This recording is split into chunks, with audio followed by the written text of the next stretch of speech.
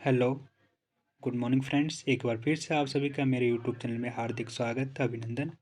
Friends, आज मैं आपके लिए न्यू सब्जेक्ट लेकर आया हूं जो कि है माइक्रोबायोलॉजी। आज से हम स्टार्ट करते हैं माइक्रोबायोलॉजी का क्लास, जो कि फर्स्ट क्लास में देखेंगे हम इंट्रोडक्शन ऑफ माइक्रोबायोलॉजी।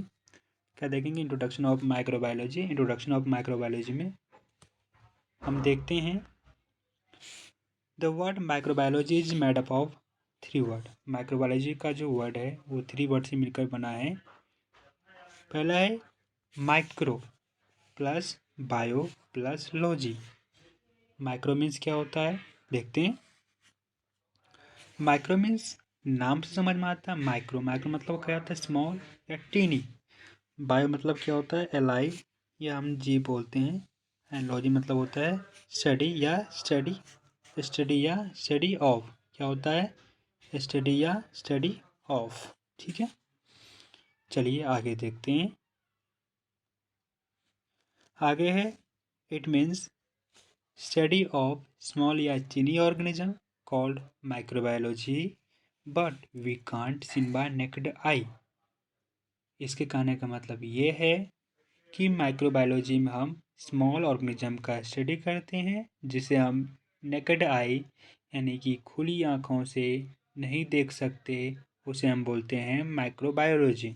ठीक है, चलिए आगे हम देखते हैं। आगे है डेफिनेशन। डेफिनेशन देखते हैं। डेफिनेशन में है microbiology is the branch of science that deals with the tiny या स्मॉल ऑर्गेनिज्म, या यहाँ पे आप ऐड कर सकते हैं माइक्रोब्स। क्या ऐड कर सकते हैं यहाँ पे, माइक्रोब्स।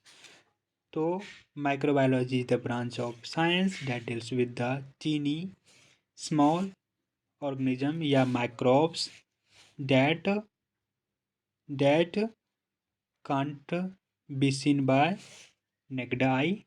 एग्जाम्पल में है bacteria, virus, fungi, which is seen by microscope. तो इसमें कहने का मतलब ये है कि माइक्रोबायोलॉजी साइंस का एक ऐसा ब्रांच है जिसमें हम टीनी या स्मॉल ऑर्गेनिज्म या माइक्रोब्स का क्या करते स्टडी करते हैं, जिसे हम खुली आँखों या नेकेड आई से नहीं देख सकते, जिसको हम किसे देख सकते हैं, माइक्रोस्कोप के द्वारा देख सकते हैं। उसे हम उसे क्या बोलते हैं, माइक्रोबायोलॉजी। एग्जाम्पल में बैक्टीरिया, वायरसेस, फंगी एक्सेट्रा। ठीक है, चलिए नेक्स्ट पॉइंट देखते हैं। नेक्स्ट पॉइंट है these organisms are widely distributed in nature and some of them are beneficial to man and some of them are harmful pathogenic cause death। तो इसमें ये बताया गया है कि जो ऑर्गेनिज्म जो होता है, जो स्मॉल ऑर्गेनिज्म जो होते हैं वो डिस्ट्रीब्यूटेड होते हैं, मतलब फैले हुए हैं हमारे चारों साइड या आसपास। जैसे मिट्टी हो गया, पानी हो गया, हवा हो गया, इसमें भी small small small micro organism present होते हैं। बट कुछ जो माइक्रो ऑर्गेनिज्म जो होता है वो हमारे बॉडी के लिए बेनिफिट होते हैं या बेनिफिशियल होते हैं। कुछ जो है वो हमारे बॉडी के लिए क्या होता है, हार्मफुल होता है।